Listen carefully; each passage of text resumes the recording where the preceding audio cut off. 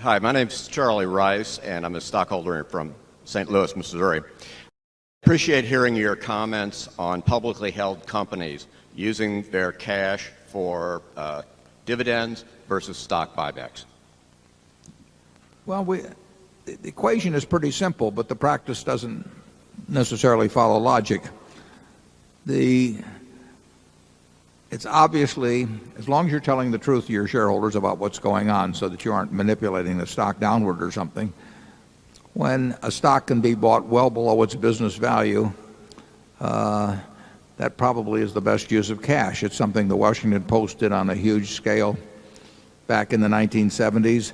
Teledyne may have bought 90% or something or close to it of their stock back. And that was the reason a very significant percentage of companies bought stock back in the past, because they actually thought it was selling for less than it was worth.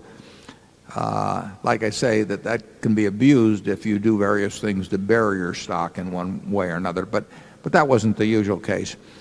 Stock repurchases were relatively unpopular in those days. They've become quite popular now, and to the extent that I've been around a good number of them and been able to pick up on what I thought was the underlying rationale, if not the professed rationale, I think it's often done for people that are hoping that it causes their stock price not to go down, and often done at prices that don't really make a lot of sense for continuing shareholders. If we wanted to return a bunch of cash to shareholders, we would, if our stock was undervalued, we would go to the shareholders and say, we think it's cheap, and we think that this cash can be better used by you than by us, and we will therefore be repurchasing at what we think is a discount to intrinsic value, and the people that remain will be better off, and the people that get out will get out at a little bit better price than they would otherwise. In terms of dividends, you get into an expectational situation. And for most companies that pay a cash dividend, it doesn't make sense to bounce around the dividend from year to year, although private companies frequently do that.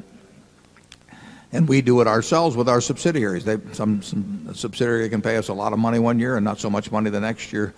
But with public companies, a lot of people do buy stocks to obtain dividends, and they hope for regularity, and there's a signaling aspect to it and everything. So I would say that once you establish a dividend policy with a public company, you should think a long time before you change that policy in a material way.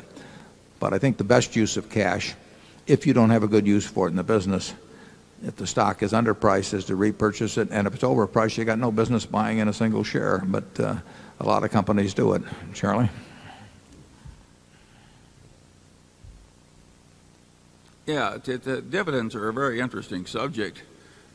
If you count the unnecessary stock trading and the cost of investment advice and the cost of making a lot of errors and the trading costs in and out, I don't think it would be too extreme to say that now the total amount that's paid out in dividends is roughly equal to the amount that is wasted in all this trading and investment advice.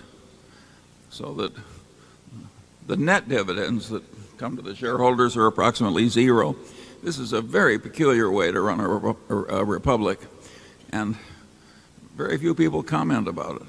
Yeah, actually, I did in an article some time ago in Fortune. The frictional costs to American shareholders in sort of changing shares for all American business as a whole, those frictional costs are probably not much different than the entire amount paid out by American corporations. So, but getting to the individual corporation level, a company that expects to regularly earn more than it can profitably employ in its business should be paying out dividends. Take a subsidiary of ours like See's Candy. We would love to expand See's Candy to double or triple its present size, but it doesn't work. We've tried it a lot of different ways.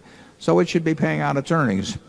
If it was a public company, and it was at one time, you could argue that something approaching a 100% payout would make sense there. But most management's worrying about earnings falling off at some time in the future would rather establish a lower level and and therefore ensure regularity of dividends by going with a conservative level.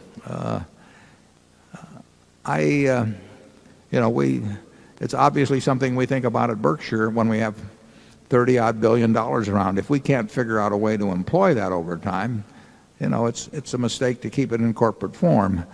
But we have this expectation, and I think it's a reasonable expectation, that we get to put it to work. If we ever came to the different conclusion, if we thought our stock was significantly undervalued, we'd probably figure in terms of dispersing it through repurchases, particularly where now dividends and capital gains are neutral for individuals.